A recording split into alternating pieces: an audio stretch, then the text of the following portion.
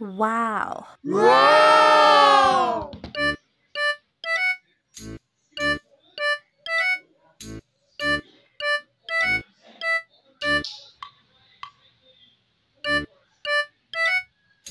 Yummy!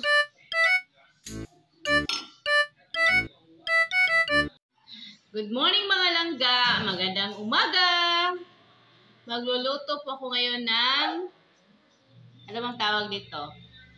Karne ng kalabaw. Manipis na manipis. Sobrang nipisan natin guys kasi, ito. Kasi alam naman natin yung karne ng kalabaw ay matigas. Kasi wala tayong karne ng baka, dito muna tayo ng karne ng kalabaw. Dahil wala tayong pressure cooker, kaya nipis na manipis ang paghiwa natin. Dahil wala yung favorite ko na spices. Kasi ito lang garlic. At saka ito lang sibuyas dahon kasi yun talaga ang ginagamit ko pag nagluluto ako ng ganito, yung onions. Sibuyas Bombay, God. Yung onions talaga. Kasi yun yung nagdadala ng bida. Bida-bida yun dito sa tuimbong ito. Ang hirap pag Tagalog tayo eh. Susubukan ko pa rin. Simulan na natin. Sa mainit na karahay ay maglagay ng mantika. Siyempre, isang tubig. Mantika! Painitin lang ito at siyempre, painitin. Kung ano yun, nasigaan yun na siya. Kayo na pong bahala anong itatawag nyo dito mga langga. Kasi hindi ko rin alam. Pero gusto kong tawagin siya kasi walang onion. Gusto ko siyang tawagin na garlic.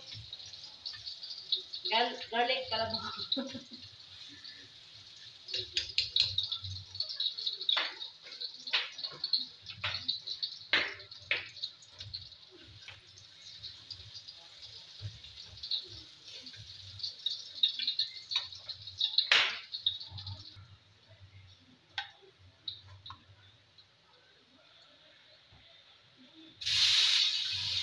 Pag golden brown na yung ating bawang, ay isunod na natin itong karne. Magbisay, ano lang kung mga langga, O, pagkamanan kay nagilunod naman mo ng karne, ukay-ukayo na dayon Ukayo kay aron ang tanan, ato sa karahay, aron mainitan na dayon siya. Then, mga langga, imuha ning paaboton nga manggawas na yahang murag tubig niya. Ingon ana na siya nasugod na gawas na yahang tubig. So, daghan pa yun na siya. Sama ni ana. Daghan na siya. Then, paaboton po ninyo siya nga mantika na na siya. Yung ana, magawas na yahang mantika. Then, ang sunod ana, magbutang din mo og toyo para sa dugang nga lasa niya. Tuyo, tapos ukay-ukayon gihapon nimo para mosuhop jud iyahang lasa diha sa yang karne na tuyuhan. Pero depende ra na sa inyong panglasa mga langga, basi madaghan ninyo mo parat na hinuon na mo nang lasa sa karne mahimo ng tuyo.